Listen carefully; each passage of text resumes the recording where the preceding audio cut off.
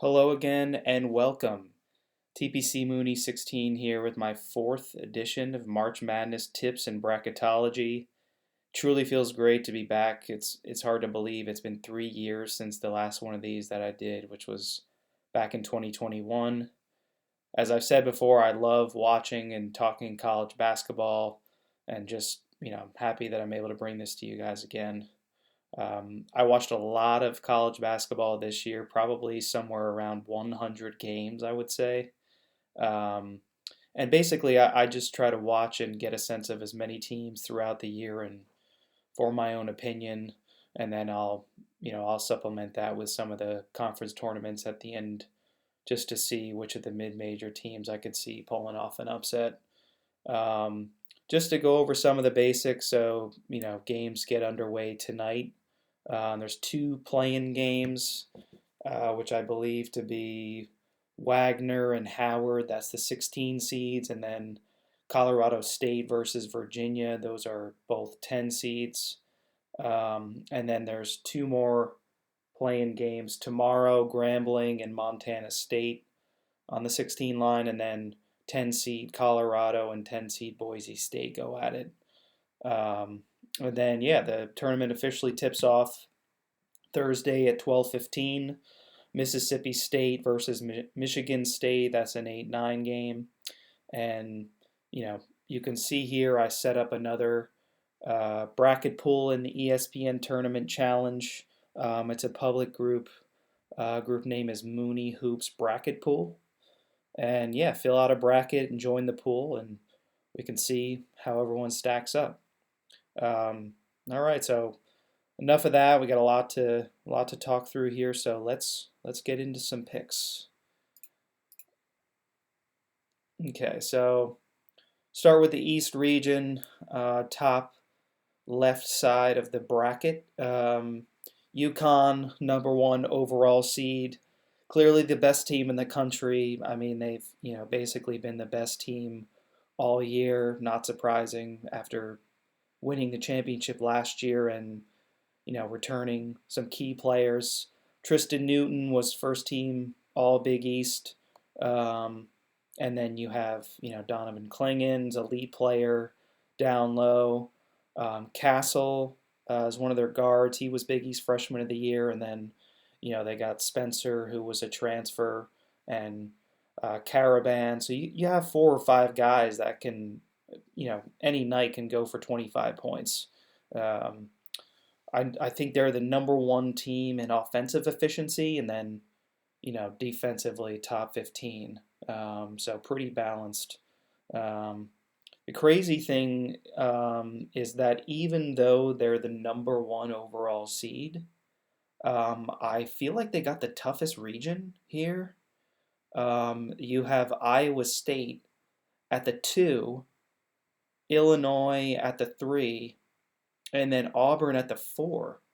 And all 3 of those teams won their conference tournaments. So I feel like that's kind of a brutal draw, and I feel like the committee is kind of making it tough on them to repeat as national champs. But obviously, first round Stetson, they got no chance. So next we got the 8-9. These are always pick'em games. I didn't think about this one too much. I feel like Florida Atlantic is a little bit forgotten this year, even though they returned most of the players that went to the Final Four last year and kind of shocked the world. Northwestern is good, and they get Boo Buie is a guard who's really good and has played, and I think Northwestern was in it last year. And when he goes, he can take over a game, but not enough for Florida Atlantic. So I'm going with the 8 seed. Next, San Diego State and UAB. These 5-12 matchups are always tricky because I feel like a lot of upsets come on this line. And very often when people go through and fill out their brackets, I feel like the 12 seed is are teams they look at to pick upsets. Not here for me, though. I don't think San Diego State is as good as the team that went to the championship game last year. And I read something that they are they're last in the Mountain West in both field goal percentage and 3-point field goal percentage. And I think they're only like the fourth or fifth team in the last 25 years with those statistics to make it into the NCAA tournament.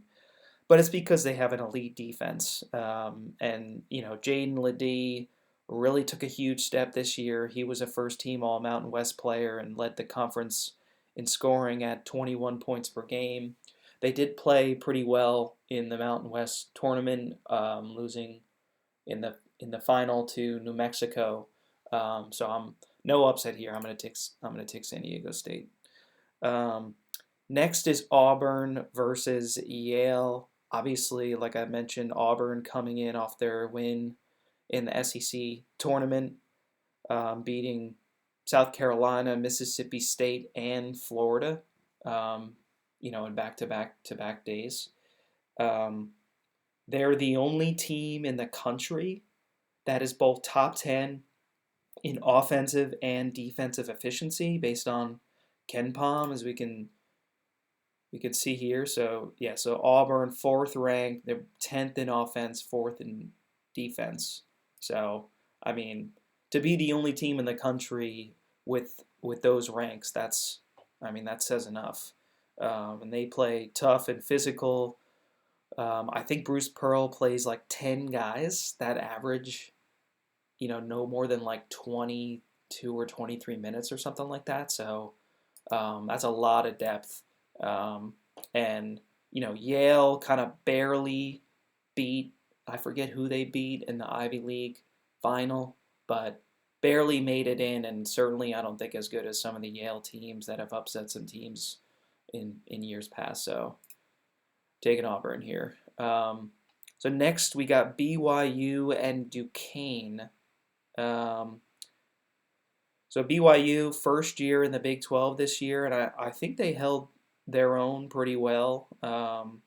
Finished 23-10, and earned a 6 seed. They beat some pretty good teams this year, including Iowa State.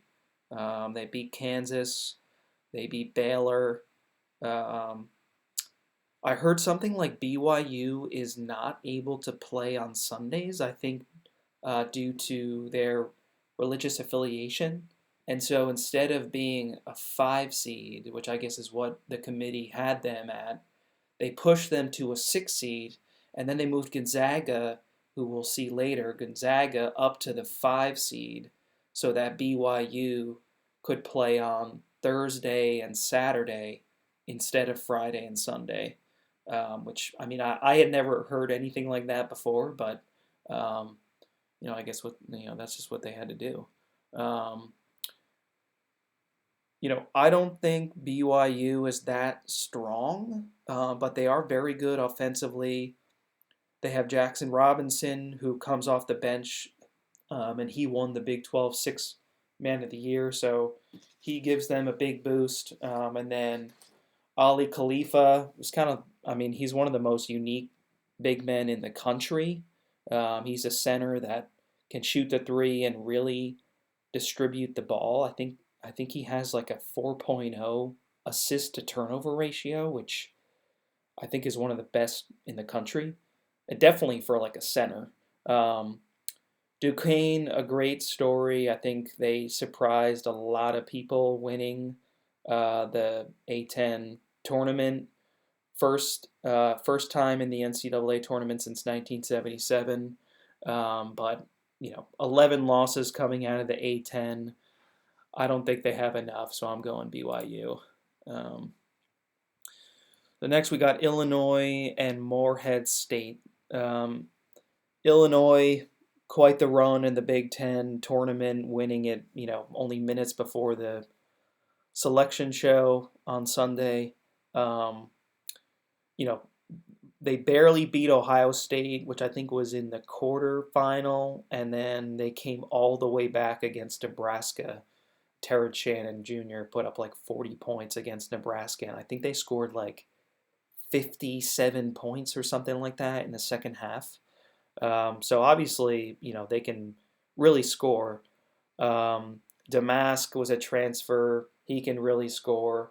Um, I did watch Morehead State in the Ohio Valley Championship, and I thought they were pretty good and was thinking of them as an upset pick, before the bracket was announced, but not here against Illinois.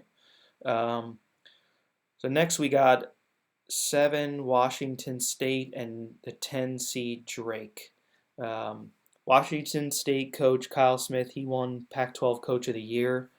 And they had 2 first-team All Pac-12 players in Isaac Jones and Miles Rice. Rice also won the Freshman of the Year, so that's pretty impressive. I did like Drake after watching them in the Missouri Valley Championship against Indiana State, which is another team that a lot of people thought should have been in. Um, Coach's son, Tucker DeVries, he was the Missouri Valley Player of the Year, scores almost 22 points per game, and pretty much leads them in most categories. My first instinct was to take Drake, and I've kind of gone back and forth on this one here. Um, yeah, you know what? I'll just stick with Drake. Um, Stick with the gut there. So Iowa State and South Dakota State. So again, a little surprised here. Not only that Iowa State was on the 2 line after crushing Houston in the Big 12 championship, which was also their second win over Houston this year, um, but also that they put them with the top 1 seed, like the number 1 overall seed, which based on the bracket rules means that Iowa State wasn't even the top 2 seed because they're not going to put the top 2 seed with the top 1 seed. So very, very odd to me. And again, just why I think they kind of stacked the deck against UConn. Right now, they are the top defensive efficiency team in the country. Yeah, we can see top defensive team. Offense 55. Not as high as you would like it to be, but when they're making threes, I think they can beat anyone, and that's basically what they did against Houston on Saturday. So, obviously it'll be good enough against South Dakota State here. So we're going Iowa State. Let's see. We'll head down to the West region. Carolina, number 1 seed all the way out in the West, which probably means they were the 4th 1 seed. So they didn't get the best geographic placement. I think this is where the committee rewarded North Carolina for a stronger non-conference schedule versus Iowa State. That's why they dropped Iowa State down to the 2 line, because they said that their non-conference strength of schedule was somewhere in like the 300s, which is, close to dead last in the country. So obviously not great. R.J. Davis, lead guard for North Carolina. He was the ACC Player of the Year, and he was on the team that almost won the championship a couple years ago against Kansas. Obviously, you have Armando Bacot. He was also on the championship team. He's their big man down low, who's a double-double machine. Elliot Cadeau, really good freshman for them. And then they brought in Harrison Ingram, who transferred from Stanford. Is kind of like a stretch forward, and he can shoot the 3, and he gives them some more size. And then Cormac Ryan, who can really shoot. I forget which game it was, if it was against Duke, but I think he made like 6 or 7 threes. He just kept making them. So I mean, it was a bit of a down year in the ACC, but they did sweep Duke, um, and they scored, I think, like 100 points and beat Tennessee back in November. Which is early in the year, but still, I mean, that was a quality win. So, you know, no issues, no falling to the 16 seed here. So next game, like I mentioned, this is well, actually, you can see it right here. This is the tip-off game on Thursday. Mississippi State and Michigan State. Speaking of Tennessee, Mississippi State went into the SEC tournament basically needing to win their way into the field, and they did just that, stunning Tennessee, basically coming out and punching them right in the mouth. I think I think it was only the quarterfinal of the SEC tournament. Um, they have a point guard in Hubbard. I mean, that kid can really play and shoot. He's not. I mean, he's not that big, but man, can he shoot? But they do have a couple big men in Tolu Smith, DJ Jeffries, who are big and physical, can defend. Um, Michigan State, a lot of people didn't think deserved to be in. Very much an up and down year, but they do have wins, over Baylor. They beat Illinois, who won the Big Ten final, and they beat Northwestern. I mean, those are probably their best wins this season. Um, they play fast and love to run. Tyson Walker is a really good guard, and then they have AJ Hoggard, but I just don't think they're that good. I mean, I think they have oops, here we go, preview. Yeah, see, 14 losses. I mean, that's a lot of losses. I mean, Mississippi State with 13, but again, you're talking SEC, which is a much stronger conference than the Big Ten, at least in my opinion. So, I'm going to go with Mississippi State. Next up is St. Mary's and Grand Canyon. Now, I watched Grand Canyon in the WAC tournament final, and to me, they definitely looked like a team that could win at least one game in the NCAA tournament. St. Mary's, they won the WCC regular season, beat Gonzaga in the tournament championship, which I watched, and I mean, they controlled most of that game. And I'm going to do my best pronouncing this, but their guard, Augustus Marshulonis, he won WCC Player of the Year, and then they have, their big man, Mitchell Saxon. He was Defensive Player of the Year. Both of those guys were first team All WCC, plus Aiden Mahaney, who's another great guard that can shoot and score. Not the most physical team, and they play slow. So, not the best style in an NCAA tournament setting, because you really need to be able to score, but I don't think they're really a team that beats themselves. But again, this Grand Canyon team is no joke. So, I mean, my first instinct was to take Grand Canyon. I mean, their guard, Tyan Grant Foster, I mean, I've heard some people say he's an NBA guard, which is obviously saying a lot. He is the real deal, and I mean, he averages, almost 20 points a game. Head coach Bryce Drew, who obviously he knows a thing or two about the tournament. And yeah, I mean, I went back and forth on this one for a while. I feel like Grand Canyon is going to be a trendy upset pick. But again, St. Mary's is just one of those teams where I feel like most of the time they don't lose these first round games, and they don't beat themselves. I know it was not as much of a strong year in the WCC, but I'm gonna stick with them. So next up, Alabama. Talk about a team that when they're playing their best, they could probably beat anyone in the country. But at their worst, I don't even know if they belong in the field, and that's Alabama. Um, we all know, we all know how they exited early last year to San Diego State, despite being the number one overall seed. And I'm not gonna lie, I think I had a couple brackets last year where I picked them to win it all. Um, they lead the nation in points per game. I think they score like 93 points per game. They play very fast, shoot a lot of threes, and take a lot of dunks, basically.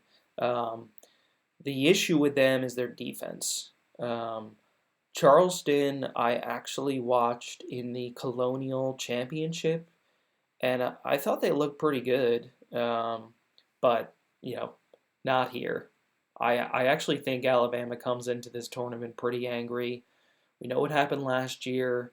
I think they lost their first game in the SEC tournament um, last week, so I think they're going to put the work in this week to make sure they don't lay an egg here. So taking Alabama.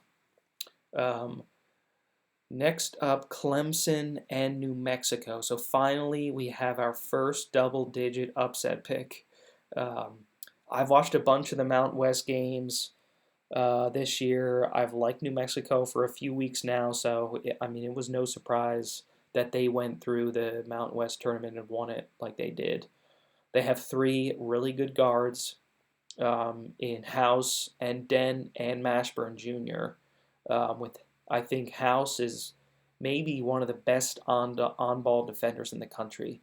Um, Clemson, I feel like, not only do I think New Mexico was a little underseeded, but I think Clemson may have been a little overseeded because again, you know, they have beaten both Duke and North Carolina this year, but I think it was kind of a down year in the ACC. I do really like their front court with PJ Hall and Ian Shefflin, but I'm going to take New Mexico here with the upset. I just think they're playing really good right now. Um, so next we got Baylor and Colgate.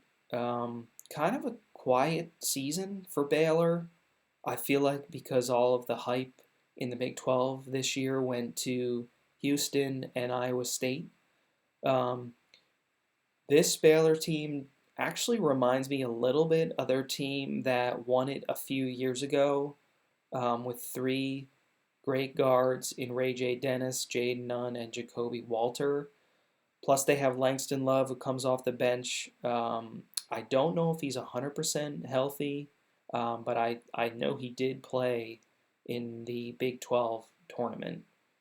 And then, they have Jalen Bridges, who transferred over, who's been on a hot streak from three. Now, I don't think those guards are as good as that team, with Butler and Davion Mitchell, the team that won it a few years ago.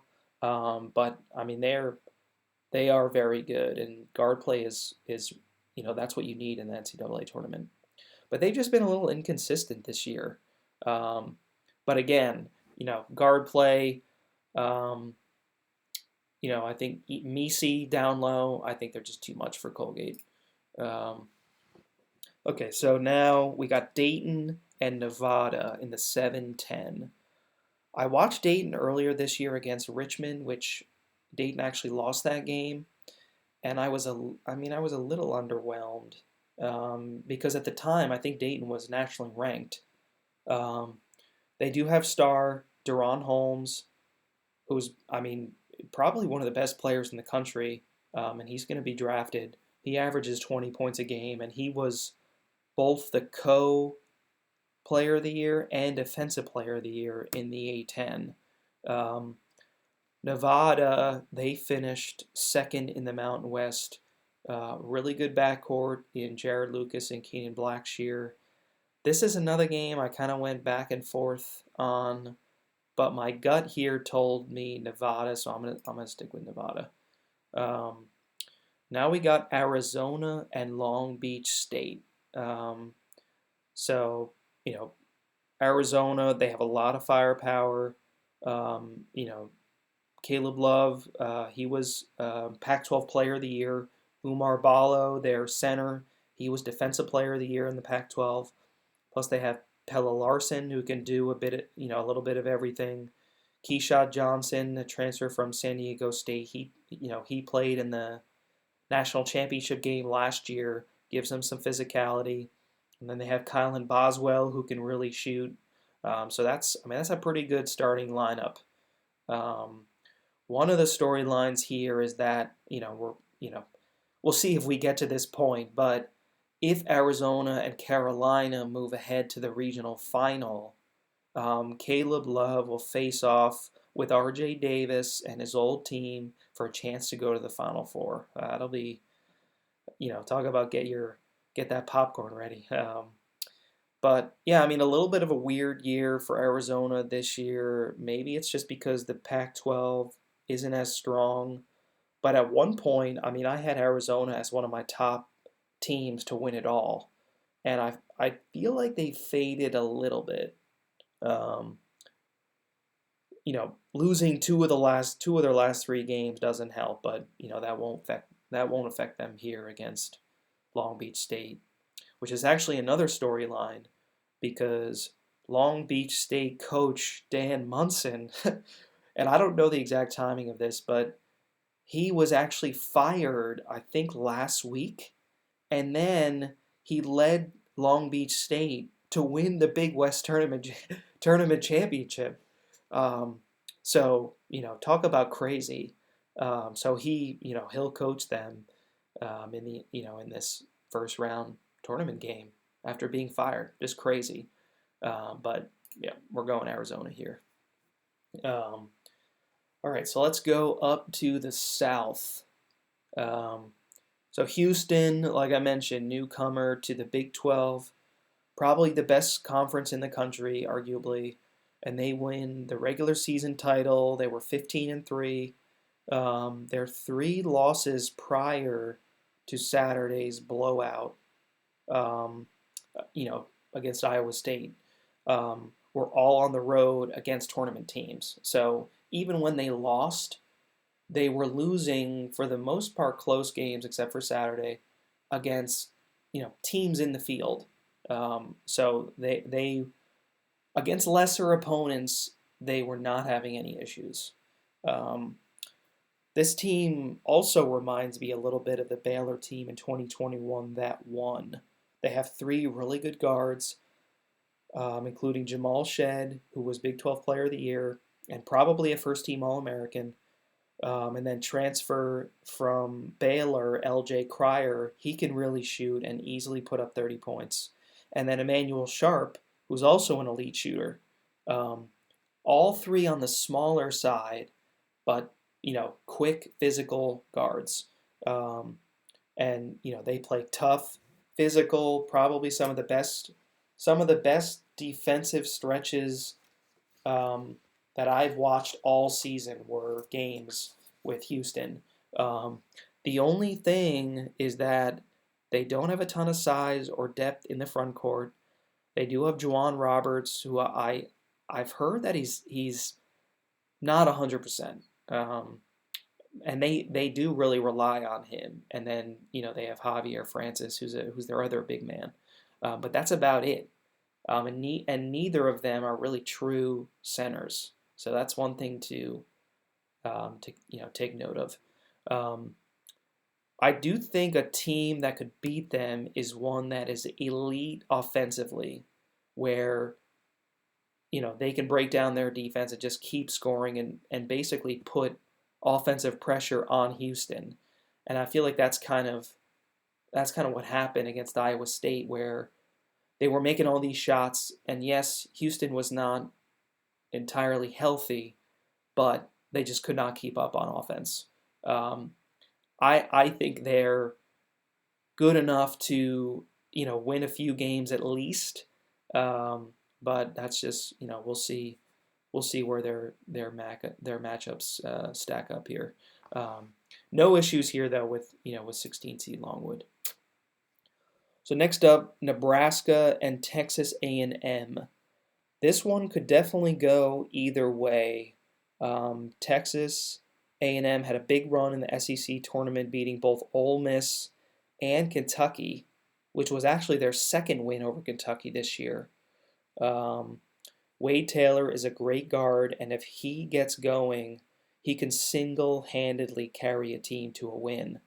Um, and they also have Tyrese Radford, another great guard that can score. I think against Kentucky last week, the two of them combined for like 55 points. So, if they do that in the NCAA tournament, they're going to win. Um, so, Nebraska, on the other hand, to me, they're just kind of a weird team. They did beat Purdue earlier in the year, pretty handily too.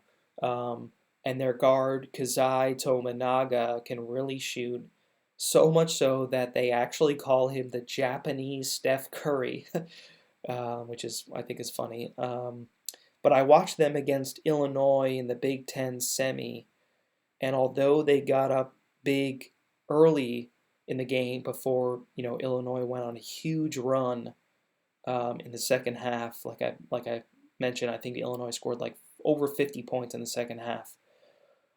Nebraska just didn't look that good, and obviously, that doesn't necessarily translate to their play in the NCAA tournament.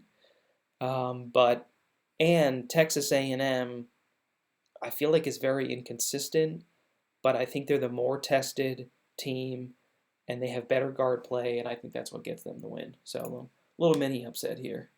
Okay, so Wisconsin and James Madison. As soon as I saw this one, I thought immediately there is a 12-5 upset pick. I was pretty impressed by Wisconsin after watching them play all the way to the Big Ten tournament final before losing to Illinois. I think they said it's the highest scoring team that Wisconsin's had in like 25 years. I think they were tied with Purdue in the Big Ten in scoring, in points per game. Um, and they have AJ Storr, who transferred in, I forget from where, but he can really score and take over a game. They have a good point guard in Chucky Hepburn.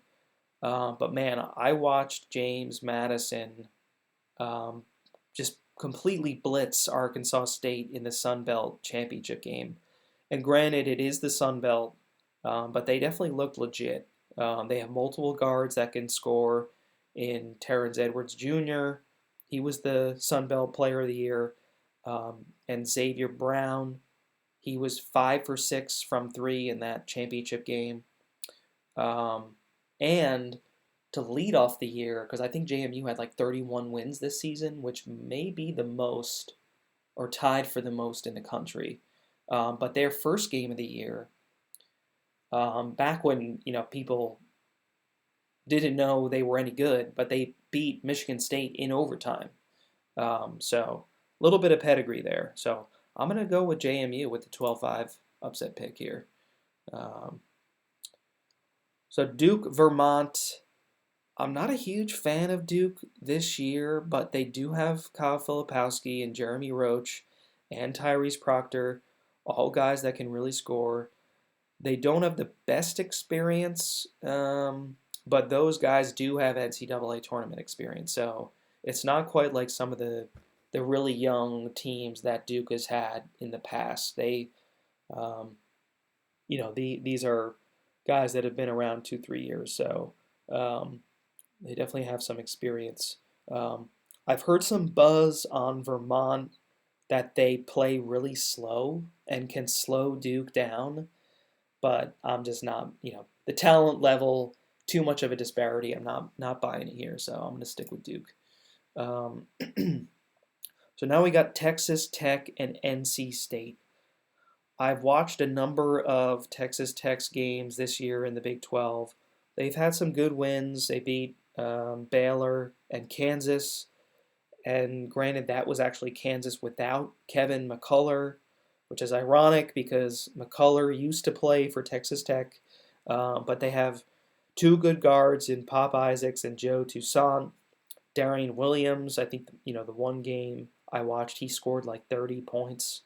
And Chance McMillan, those are two more pretty good athletic guards. I do feel like they lack some size down low, um, but definitely a good team. Um, Play very physical. NC State is is basically coming off their Super Bowl, where they had to win 5 games in 5 days in Washington D.C. to win the ACC tournament, and by a miracle, they were able to beat North Carolina and punch their ticket Saturday night. Um, I'm not completely sold on them. I did watch the game against Carolina, um, and I think Texas Tech is the more physical, quick team. I think NC State's going to be a little drained, even though they got almost a week to, well, 4 or 5 days to rest and recover. I feel like they're going to be pretty emotionally and physically spent. So I'm going to go with the Red Raiders here. No upset pick. Um, Next, we got Kentucky and Oakland. Kentucky is one of those teams that, again, when they're hitting shots and making threes, I don't know if there's anyone in the country that can keep up with them. My only issue with them is defense. Will it show up enough night in and night out to go on a run? Um, because no matter how much you score, you have to be able to defend in the NCAA tournament because all of these teams have come in winning games and playing well and making shots. So just because you think you're better than another team, they will score. And if your defense isn't good enough and you let them hang around, that's when the issues come. But they do have, again, another team, 3 really good guards.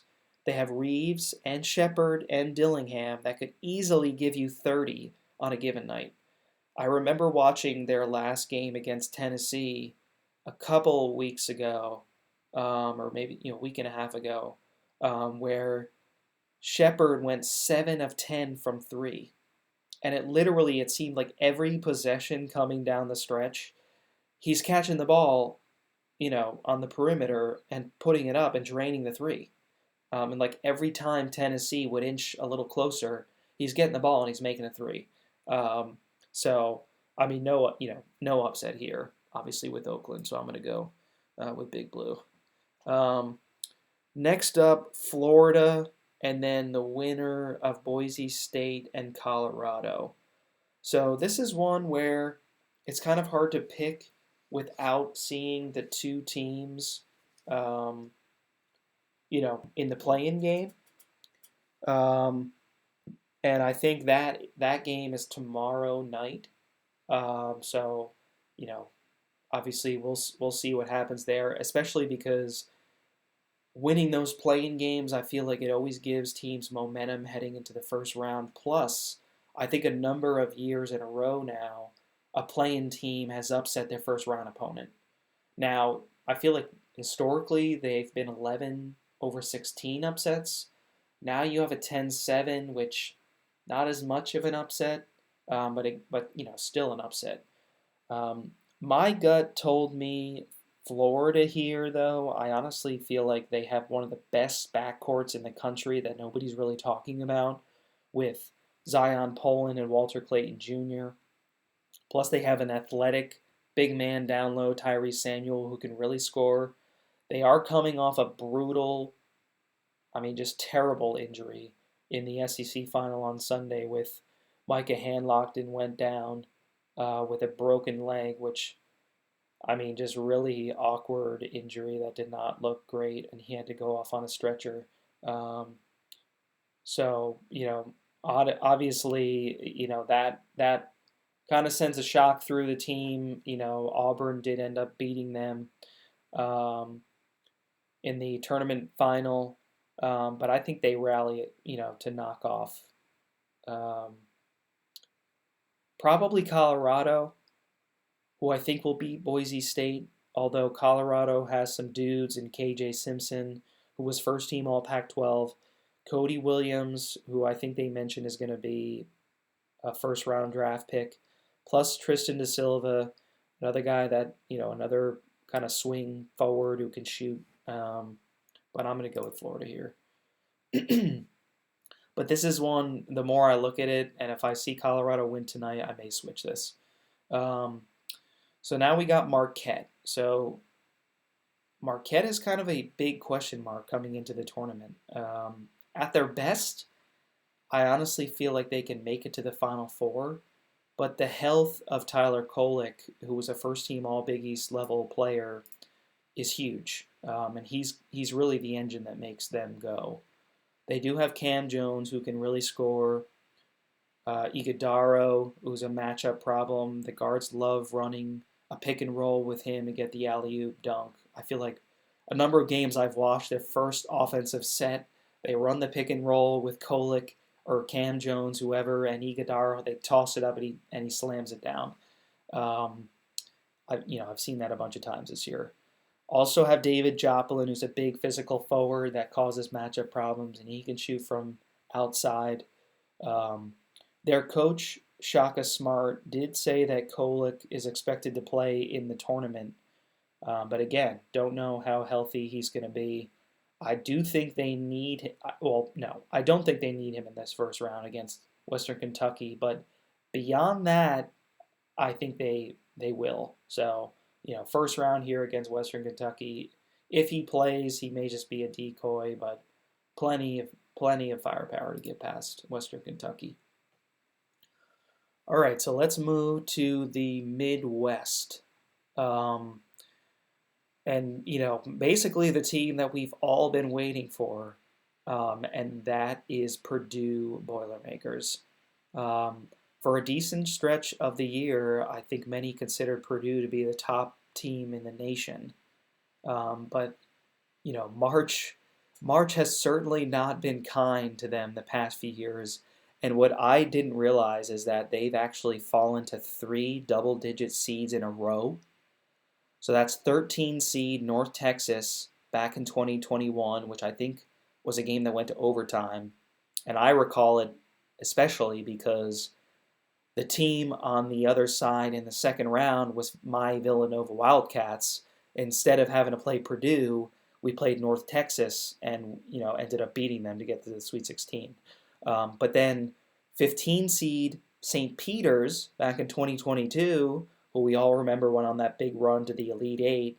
They beat Kentucky in the first round, and then wound up playing Purdue. And Purdue, you don't have to play Kentucky. Instead, you get St. Peter's, and you still couldn't beat them.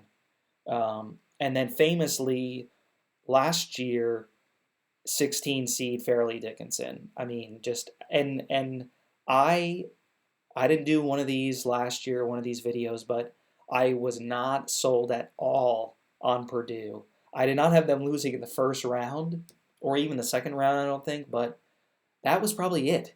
I mean, I was not sold. So, I would have never seen them losing the first round, but, did not shock me because I just did not think they were that good. I do think this team is much different than the one that lost last year. Obviously, everything starts with Zach Edey down low. He's one of the few players in the country that you basically have to change your whole game plan for. Also have Braden Smith this year, who was first team All Big Ten. Mason Gillis, he won Sixth Man of the Year in the Big Ten. And then Lance Jones was an impact transfer from Southern Illinois. He's a quick guard that can shoot and score. So much different team this year, and yes, they will make it past their first round opponent of either Montana State or Grambling. Next, so 8-9, we got Utah State and TCU. This is a tough one, like all these 8-9 games. My immediate reaction was to take Utah State. Even though I think they said they've lost, I don't know if they said they've lost their last 9 or 10 games in a row in the NCAA tournament, or if they have 10 appearances without a win, something like that. But it's been a while um, since they have won a game, or maybe they've never won a game. But regardless, I've watched some of their games this season in the Mountain West. They have great Asabor, who was the Mountain West Player of the Year, a kind of like a power forward, a big guy that can score in a lot of different ways. And they have three good guards in Brown and Martinez and Falslev. Um, Amazingly, they made it to the tournament with, I think they said they did not return a single point from last season's team or a single minute or something, which is crazy. So that's a great coaching job. Um, TCU, to me, at their best, they should win this game. But again, another team that is not consistent. They're one of the best fast break teams in the country. They love to play really fast, but at times they can really struggle to shoot and score if they're not getting out in transition. So I'm gonna stick with Utah State here. Um, Next, we got Gonzaga and McNeese State. It is a little crazy how Gonzaga, I think they went from being on the bubble, whatever it was, 3 or 4 weeks ago, to now they're a 5 seed. And again, like I mentioned, they got the 5 seed from the committee when they moved BYU up to the 6 line where Gonzaga would have been, and they bumped up Gonzaga. So Gonzaga gets a little bit of a favorable draw there. And this is not one of Mark Few's best teams, in my opinion. They do have Nemhard running the point. Nolan Hickman is a versatile guard. Transfer big man Grant Ike. He leads them in scoring, and I think he was first team All WCC. I did watch McNeese State in the Southland Championship, and man, I mean, they look pretty good. Um, they are coached by none other than Will Wade, who, I think I guess he was most recently with LSU. Um, and they just kind of ran scorched earth through their conference, winning by an average of 17 and a half points per game. And they said that McNeese State this year tied for the biggest single season turnaround from last year to this, and to finish 30-3. I mean, I don't care who you played. I mean, that's very impressive. Um, Shahade Wells, probably their best player, very good guard, averages 18 points a game. I do feel like this has kind of become a bit of a trendy upset pick, which I don't love when upset picks become trendy because, you know, then I just feel like they're bound not to happen. Um, but and I did honestly when I first saw this region on the selection show, I did immediately think McNeese State in the upset, but I think I'm gonna stick with the Zags here. Like, not the strongest team, but I feel like they never beat themselves. Um, and and again, earlier in the year in Rupp Arena, they did beat Kentucky. So, you know, that was I don't know how long ago that was, but that says a lot about who they can beat. So, and I think Mark Few, I think with Gonzaga has made the Sweet 16 like 8 or 9 years in a row. Not saying they're going to do it this year, but I think they get past the first round. So next we have Kansas and Sanford. Um, Another trendy upset pick that I've heard a lot of people talk about. And this one is crazy because nobody knows how healthy Kansas is coming into the tournament, especially, their top players, Kevin McCullough and Hunter Dickinson, who I think both of them were first team All Big 12, which is, I mean, that's very good. But we don't know how healthy they are. Um, Kansas did get blown out or beat pretty good in the Big 12 tournament, but I think McCullough and Dickinson both sat. Um, because again, Bill Self probably figures, look, we already got a pretty good seed line in the NCAA. Why play them in the Big 12 tournament? Might as well just rest them so that they're as healthy as they can be once their first round game comes. Um, Samford, on the other hand, they won 29 games. They play really fast. And the one thing I noticed with them and watching them in the Southern Conference Championship is that they run full court press pretty much every possession. Um, Achor, he is their big man who leads them in scoring. Not the most imposing dude, but every time he got the ball around the basket, he put it in. Um, and they shoot almost 40% from three as a team. But again, another trendy upset pick. I want to pick Samford, but I think Kansas, who is not a deep team at all this year, but I think their top players are healthy enough to get the win here. So I'm sticking with Kansas. South Carolina and Oregon. It was a breakout year for Lamont Paris, and South Carolina played really well in the SEC, including wins over both Tennessee and Kentucky. But they did go into the SEC tournament and get crushed by Auburn. Now, Auburn was playing very well, but not the best way to end off you know, your last games before the NCAA tournament. Oregon, on the other hand, trailblazed through the Pac-12 tournament, which they had to win to get in, and they did exactly that. Ifeali Dante, their big man, he is, he's healthy again, and he is an absolute force down low. And then Jermaine Couisnard, he's been on a tear lately. He can really score. I watched Oregon play Arizona a few weeks ago. I think Arizona won the game, but I think Couisnard scored like 37 or 39 points. So, when you have a guy that's capable of that can change a game in the NCAA tournament. Um, and then they have Jackson Shellstad, another guard that can score. I also heard that Dana Altman has never lost in the first round, which I'd have to double check that, but that is impressive. Um, my first instinct here was to pick South Carolina, but I have got a lot of chalk.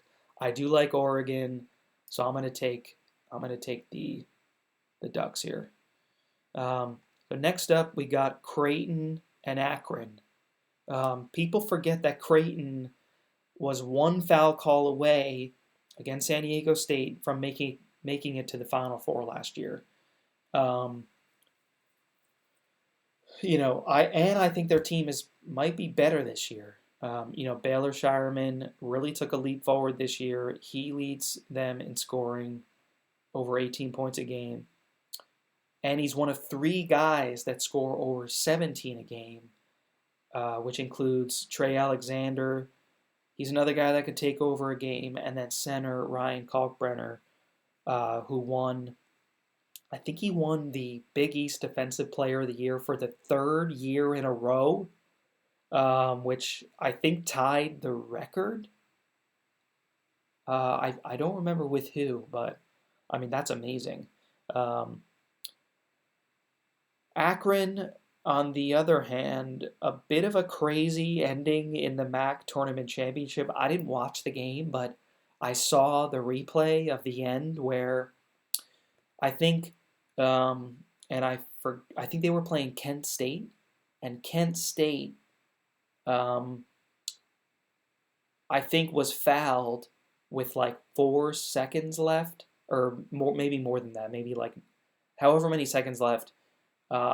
And made the free throws to go up 1. So they're up 1, going back on defense with like 5 seconds left. and right after the ball was inbounded to Akron, with like 4 seconds left, he was fouled. The Kent State player fouled him. Um, and so you got 4 seconds left.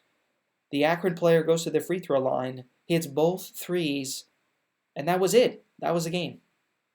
I mean, that absolutely brutal. But Creighton too much here. Can't take the upset. Um, Blue Jays move on. So again, here's another 7-10 with Texas and either Virginia or Colorado State. Whoever wins that play-in game, which I think Colorado State should win that. I don't even think Virginia should have been in the tournament because they're not that good.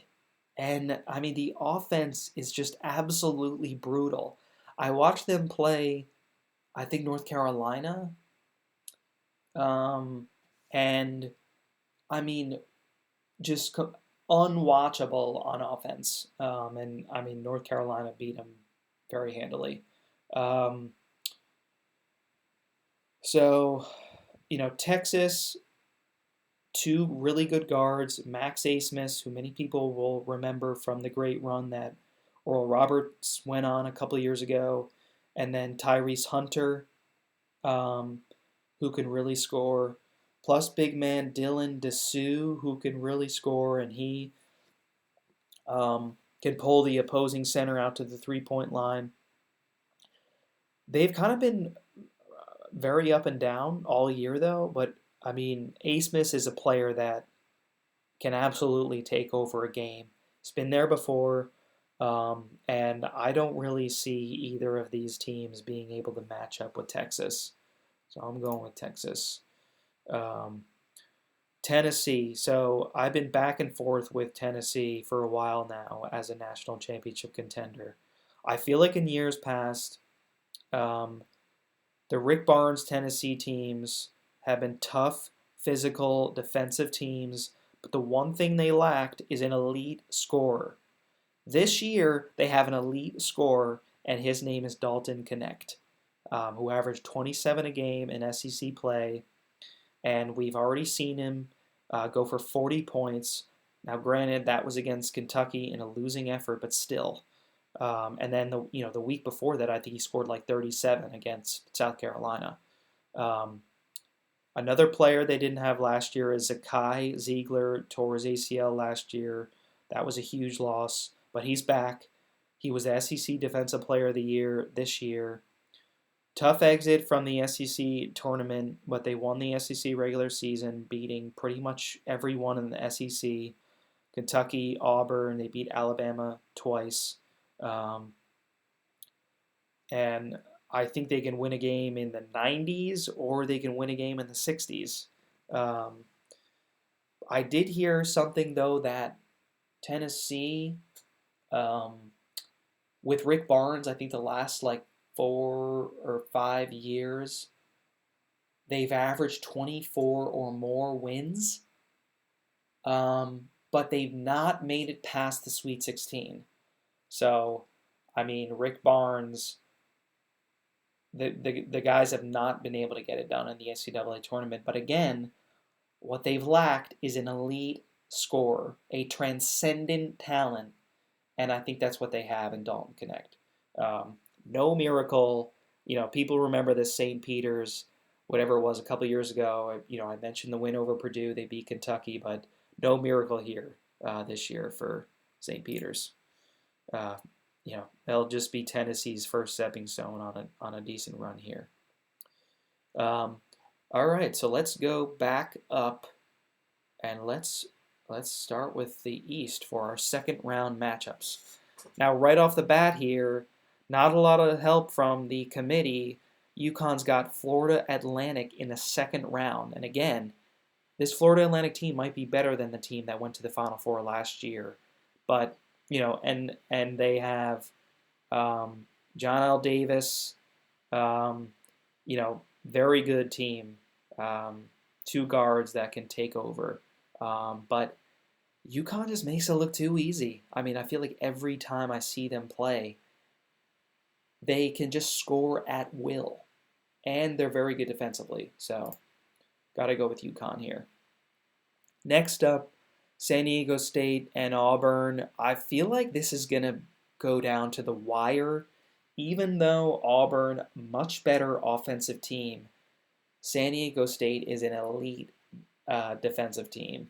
And we saw what they did last year where they played Alabama. Everybody thought Alabama was just going to be able to score their way to that win. San Diego State slowed the game down, very physical, and found a way to win. But I just think Auburn playing too well right now. They're too much depth. A lot of guys that can score. Janai Broom down low. He's a really good big man. So I'm going Auburn here. BYU and Illinois. I mean, BYU very good on offense, but I have watched them this year where from stretches, like I mentioned, like they just did not look that strong. And I think Illinois is playing really well right now. Terrence Shannon, Damask, you know, a lot of offensive ability. So gonna stick with Illinois. Keep their run going. Next, we got Drake and Iowa State. I think Iowa State is too athletic and physical for Drake. This could be a close one because, again, Iowa State, if they're not hitting shots, it allows teams to stay in it with them. But I think they turn over Drake, get out in transition. So I'm going with the Cyclones. So let's go down to the West.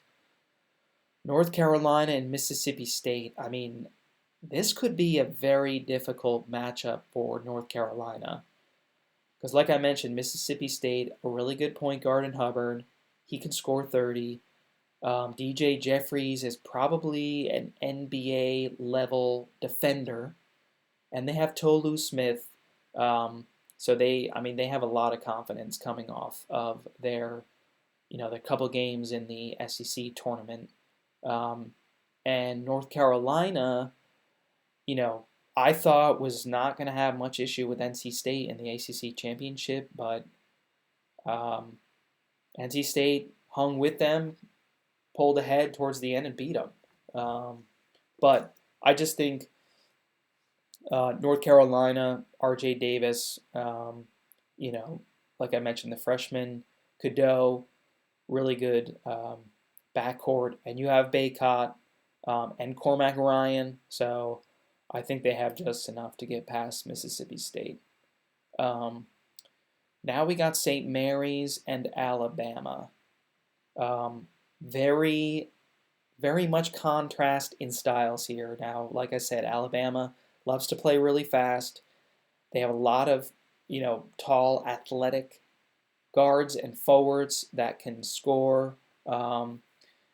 And meanwhile, St. Mary's, not that athletic. They definitely have guys that can score, but they play really slow. So they're, I feel like typically their games are much more in like the 60s range, where Alabama, like I mentioned, they lead the nation in scoring. So, at 93 points per game. Let's see where.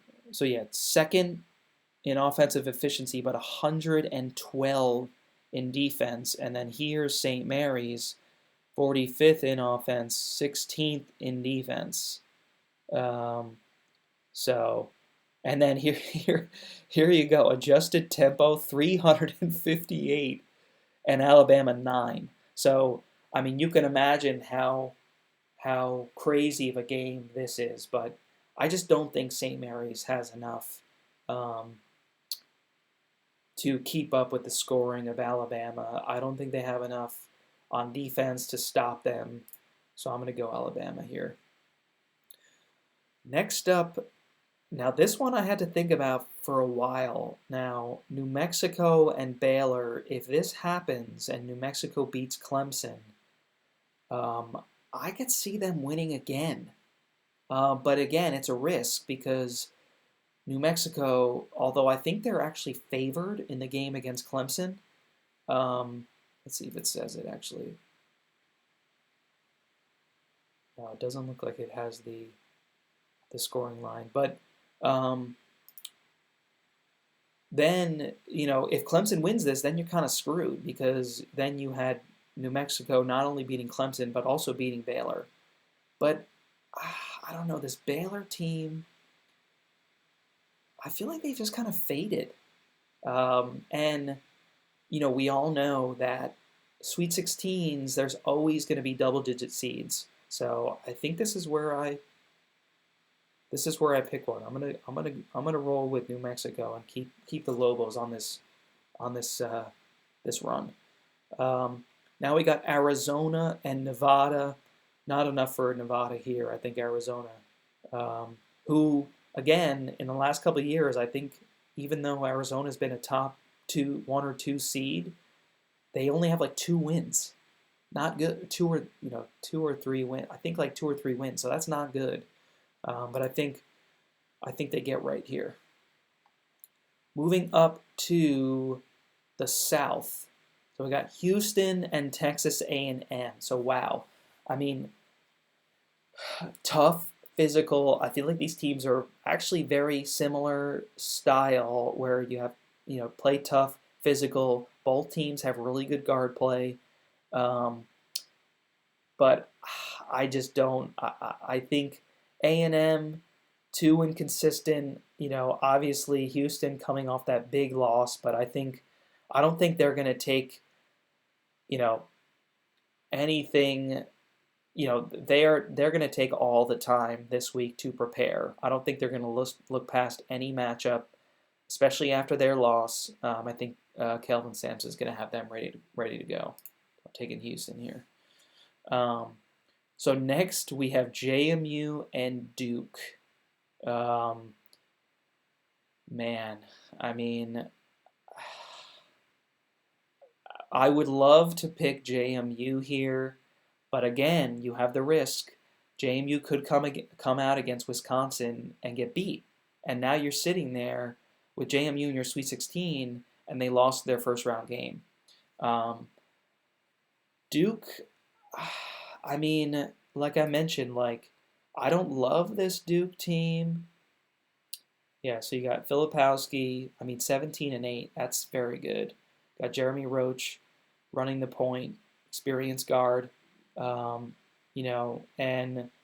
here's some of, yeah, so, Duke did beat Baylor. They beat Clemson. But I feel like, yeah, so, here you go. Having lost 2 games in a row, and they're not a deep team. Um, you know what? I'm going to go with JMU. Yeah, let's do that. Let's go with JMU. Let's take a risk. Because again, Duke, not a big rotation, and they're really not that good of a shooting team. I feel like they rely a lot on Filipowski, and Roach and Proctor. That's a pretty good backcourt. But I'm going to keep JMU on a little bit of a Cinderella run here. Okay, so moving down, Texas Tech and Kentucky. Not enough for Texas Tech here. I do feel like this is one of those games where if Kentucky wins this, it's going to be big for their confidence because Texas Tech, physical team, not the best offensive team, but they can slow down a game, force Kentucky to make some hard shots. And I feel like if Kentucky does, this may be a springboard for them. So I'm going to take Kentucky here. Marquette and Florida, again, big question mark with Marquette. Will Kolek be healthy? I think he rests a little in their first round game, and then I think they get it done here against Florida. Let's see. So the Midwest, Purdue, Utah State. So I think, again, Purdue, it's been crazy the last few years, but Zach Edey you know, I don't think he lets him down here. So I'm going with Purdue. Gonzaga and Kansas. Now this is one that I've really gone back and forth. And again, I could see this being McNeese and Samford in the second round. Um, but I just don't think Kansas. I mean, not only are they not healthy, but they're not deep. Um, and I think Gonzaga has a team that can match up with them. Um, they got Anton Watson um, and um, Ike, who you got down low. I think they can match up with the Kansas Bigs. So I'm going to go with Kansas. I think they're going to be a little bit healthier, and I think they get the win here. So next we got Oregon and Creighton. I mean, I would love to pick Oregon, and I feel like every year something like this happens where like an 11 seed, they just make it into the tournament, winning their conference final. They go on a little bit of a run, who people don't really expect, but I just think this Creighton team is too strong. They have lost a couple questionable games in the last couple weeks or a few weeks, whatever whenever they were. But I just think they're too strong and balanced, so I'm going to go with Creighton. Um, and then we got Texas and Tennessee. So obviously, a lot of history here. So Tennessee with Rick Barnes, obviously formerly the head coach of Texas, and the Texas head coach Rodney Terry, I think, was on the staff with Rick Barnes in Texas. So a little bit of a coaching rematch with one of his disciples there. But I just think Texas inconsistent at times. They have not been able to score, and Tennessee, I think they right the ship here, and obviously Dalton Connect.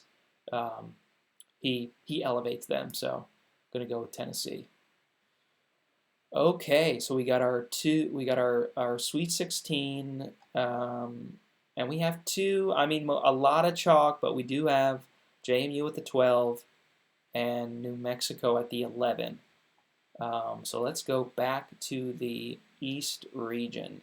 So we got UConn and Auburn, and man, I mean that would be a heck of a game. Because Auburn, I thought going into the Selection Sunday after seeing them win the SEC tournament, I was like, man, they might be one of my dark horses to win the national championship. But I can't pick them here against UConn. I just can't do it. UConn, I think they're playing the best in the country. Too much scoring ability. So I think they get past Auburn in probably a close game, but I think UConn ends up winning by 5 to 8 points. Now we got Illinois and Iowa State. So this is one I've had to think about for a while, and I've gone back and forth. The first bracket I filled out, I did pick Iowa State. I think just in seeing them running through the Big 12 tournament and crushing Houston, I was like, gotta make it to the Elite Eight. But I don't know. I just feel like Iowa State is one of those teams where like they go on that big run right before the tournament. They're got so much confidence, and then they just kind of go flat. And again, like if they're not making shots, they will lose. Obviously the defense is elite. Top number one in defensive efficiency, but 55 in offense, whereas you have Illinois, a bit of a contrast. So Illinois, you have 3 in offense and 93 in defense. And I've said this before, I do feel like, you got to be able to defend, but I do feel like offense trumps defense. in the NCAA tournament. Terrence Shannon Jr. probably would be the best player on the court. So I'm going to go with Illinois over the Cyclones in a little bit of a mini upset there. Coming down to the West, North Carolina, Alabama. I mean that could be a really exciting game. But again, I think Alabama's lack of defense, I think, is where they stumble here. Would be one of the best guard matchups, maybe in the whole. Could be one of the best matchups in the whole tournament. You have Sears for Alabama, who I think he averaged like 21 points a game, which I think he was second behind Dalton Knecht in scoring in the SEC, and then obviously R.J. Davis is a first team All-American guard, and then you got Baycott down low for Carolina. And I think he might be the difference here because, I mean, Alabama doesn't really have a true skilled big man. I think they rely on their length and fit and athleticism. But I think the skill, the scoring of Carolina, and they have just enough defense here. So I'm going to go kick North Carolina. Arizona, New Mexico. I think this is where it ends for New Mexico. They went on that great run, but I think they run into a very tough Arizona team that I think is playing with a little bit of a chip. They do have some new players this year that were not on some of the teams in years past, but I think they turned the tide this year in the NCAA tournament. I'm going Arizona. Now we go to the South. Houston and JMU. Man, I mean, could you imagine JMU getting this far? And I mean, if they do, they could beat Houston. But no, I mean, they will have not seen a team all year that plays defense like Houston does. So I can't do it here with JMU. Great run. I mean, beating Wisconsin and Duke, that's a heck of a run. But Houston, I think Juwan Roberts will be a little bit healthy. This will be the second week of the tournament, so they'll have some days to rest up. I'm going to go with the Cougars here to move on. Kentucky, Marquette. That could be a really good matchup. Obviously, again, injury concern with Kolek. I heard something that, which really surprised me, that Kentucky and Marquette have met the most times in the NCAA tournament than any other two teams, which, I mean, I would have never guessed that. And again, if Kentucky makes it past Texas Tech, which I think is going to be a big test, I think that springboards them, and I think they just got way too much scoring for Marquette, and I think their guards are quicker, better shooters, so I'm going to go with Kentucky here. All right, down to the Midwest region. So we got Purdue and Gonzaga. I think this is where it comes to an end for Gonzaga. I think Purdue, I think they shake off, all of that, all of the years they've choked. I think they shake that off this year. And really, this is not that tough of a path so far for Purdue. I feel like up to this point, I think the committee kind of gave them an easy path. Like I've said, Gonzaga, not the strongest Gonzaga team this year, and Kansas is not healthy. So, and again, both of these teams could lose in the first round. I take Gonzaga over Kansas, but I'm going to have Purdue moving on. I think Zach Edey, they just have no answer. And I think the guards, Lawyer and Jones and Braden Smith, like I said, I think they make the shots enough to get them to the regional final. Down here, Tennessee and Creighton. I thought about this one for a while too, but again, I could see Oregon beating Creighton. Tennessee, I do feel like if they win a couple games, that gives them some momentum. And Dalton Connect easily is going to be the best player on the court. So I'm going to go with Tennessee here. I think they have the bigs to match up with Kalkbrenner, who I think they said Kalkbrenner has never fouled out in a game, which is amazing because, I mean, he's their primary big man. And, he's had to face some very good big men in his career in the Big East, especially. So that's pretty amazing, but got to go with Tennessee here. Um, okay, so now we are in our Elite Eight regional finals. So the East, UConn and Illinois. Don't think Illinois has enough firepower to beat UConn. I think UConn makes it back to the Final Four for the second year in a row. I just don't think Illinois has the front court to deal with Klingon. And I think it's Johnson that comes off the bench for UConn, who's also really good. And I think UConn had the sixth man of the year in Diarra, who's very good. So just a lot of versatile pieces that can score. So taking UConn back to the Final Four. Now we got North Carolina and Arizona. And like I mentioned, if this game happens, big storyline, Caleb Love, Pac-12 Player of the Year against his former squad, North Carolina, and R.J. Davis, who was the ACC Player of the Year. So that's another elite matchup in guards. And man, I mean, I do hesitate with Arizona because I just don't really. I mean, it does say they're 12th in defensive efficiency. That's actually a lot higher than I thought. But it just kind of depends on the Arizona team that shows up. And like when they get rolling, again, I feel like they can beat anyone.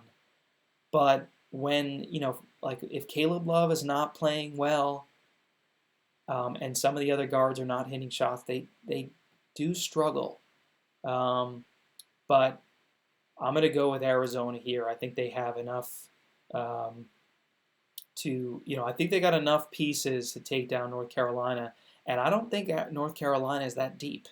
Not that Arizona is the deepest squad, but I don't think Carolina, has the firepower to get, to make it to the Final Four. So I'm going to take 2 seed Arizona in the West, which I think this regional final will be played in LA. So basically a home game for Arizona and a road game for North Carolina. Back up to the South. Man, would this be a great game. So Houston and Kentucky, a battle of the defense in Houston and the offense in Kentucky.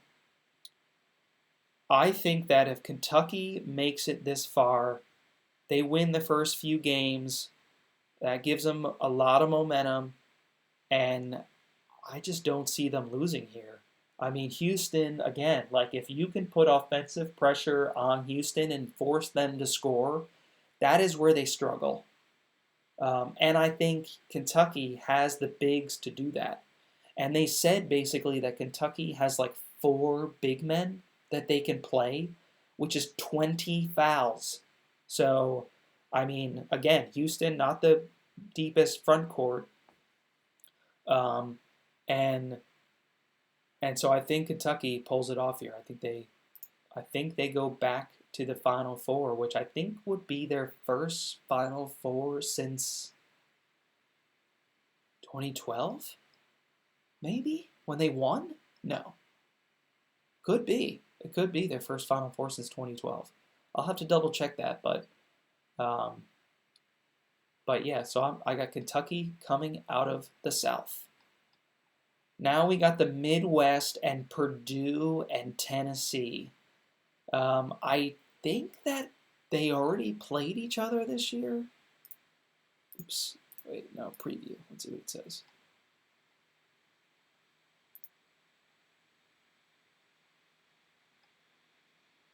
Oh yeah, here you go. They did. So Purdue 71-67. Now this was all the way back in November, um, and it was a 4-point game. That's a close game. Um, but I don't know. I mean, I just don't know. I'm still not fully sold on Edie and Purdue. Um, I do think they're better than last year, but I think I'm going to go Tennessee here. Um, their guards, obviously they got Dalton Connect who can, he can score 40 points, but their guards are going to have to make shots.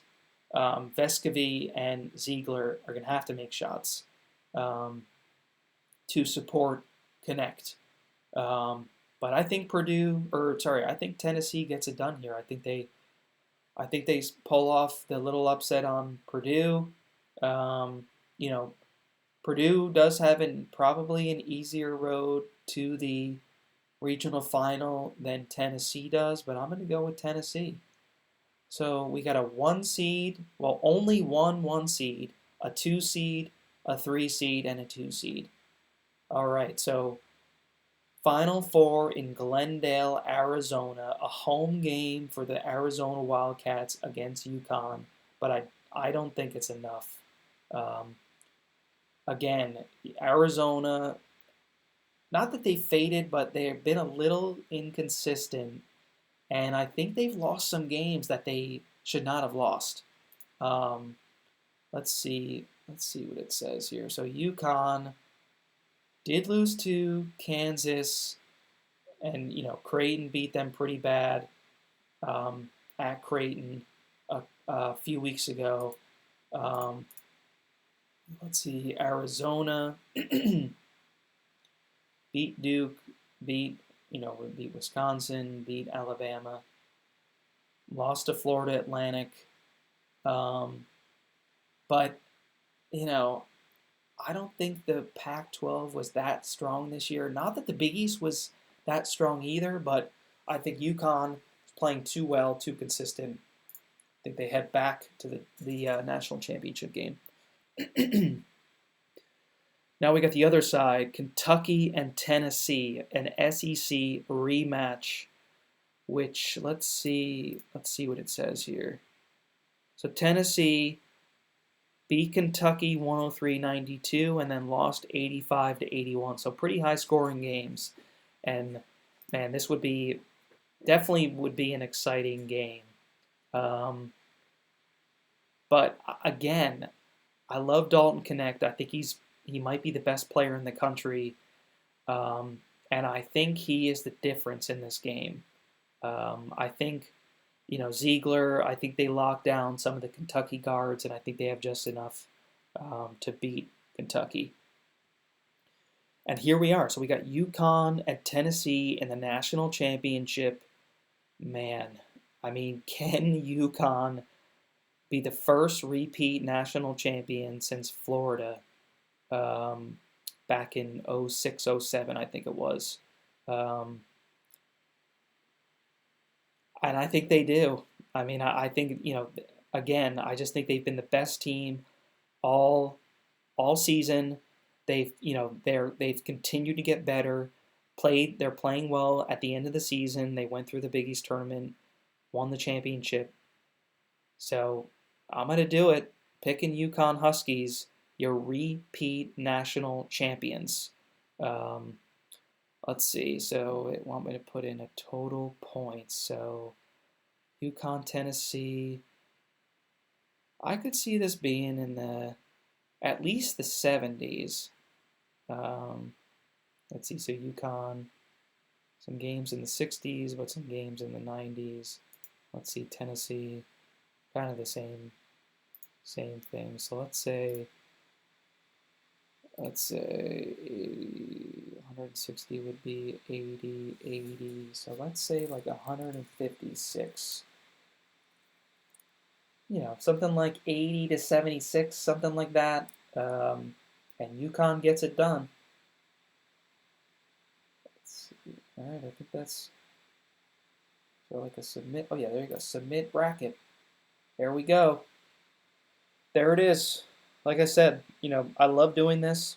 It's the best time of year, and I can't wait for the tournament to start. Again, join um, my um, tournament challenge group, Mooney Hoops Bracket Pool, um, right here um, on ESPN. And yeah, thanks again for tuning in and listening. Hopefully, some of this was helpful. Um, and like, comment, and subscribe down below. Let me know. Let me know what you think. If I got one of your schools losing, let me know. If you think some of my picks are crazy, let me know. But I can't wait. A couple more days. I can't wait for this to get started, and it is showtime.